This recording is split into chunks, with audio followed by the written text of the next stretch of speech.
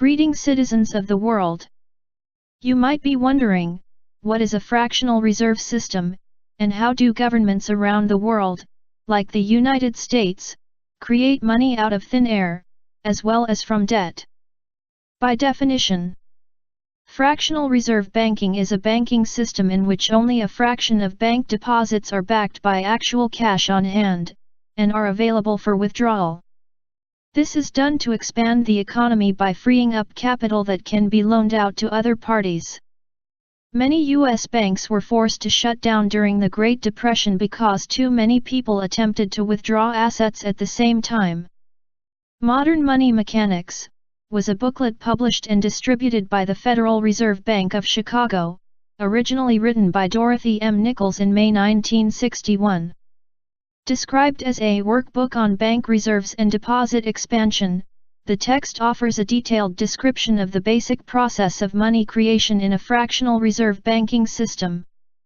The approach taken illustrates the changes in bank balance sheets that occur when deposits in banks change, as a result of monetary action by the Federal Reserve System. According to Money Mechanics, banks are only required to keep a small fraction of their total deposits on reserve. Excess reserves can, and are loaned to borrowers who invest and spend the money. In a fractional reserve system, money can be created out of thin air. Here's how. Suppose the US government wants to create $100 billion. The government contacts the Federal Reserve, and tells them they need $100 billion. The Fed says okay, we will buy $100 billion worth of US government Treasury bonds. The Treasury then prints up $100 billion worth of bonds on some useless piece of paper. The only thing giving this paper bond any value is the ink on it, designating it as a Treasury bond. In other words, it doesn't really have any value at all. After sending these bonds over to the Fed then prints up $100 billion worth of Federal Reserve notes, also on worthless paper. The notes are then traded for the bonds. The government then deposits the $100 billion in Federal Reserve notes into a bank. And presto changeo! Once deposited, the hokey paper notes become legal tender. Alakazam! $100 billion has just been added to the US money supply, straight out of thin air.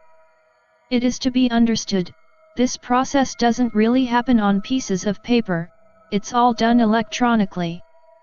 The fact is, less than 5% of all the so-called money in the system is represented by actual Federal Reserve notes.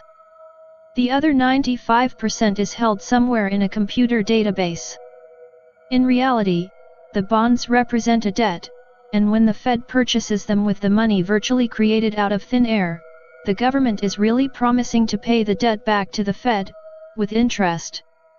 If you think this sounds a bit farcical, it's not over yet. Not only is money created out of thin air, by means of valueless paper bonds and notes, money is also created from debt or liability.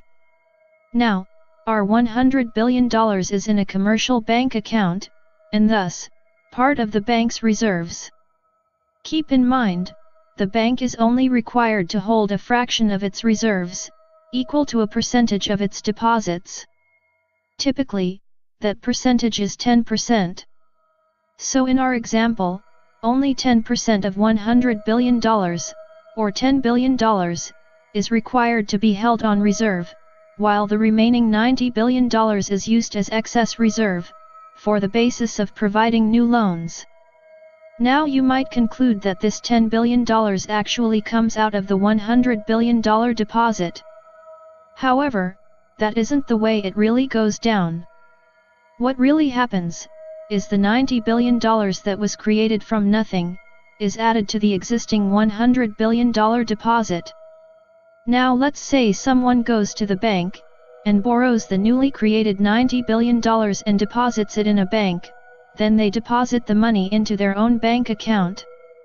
The whole charade repeats, 10% is held to meet the reserve requirement, and presto changeo, $81 billion created from thin air is added to the money supply.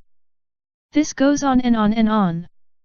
The original $100 billion created from thin air, can technically amount to about $900 billion in this way. In plain words, about 9 times the amount of all the money deposited in a bank, can be created out of thin air. That, folks, is how money is created out of thin air using a fractional reserve currency system. In part 2, I'll attempt to explain what it is that gives this created money any value.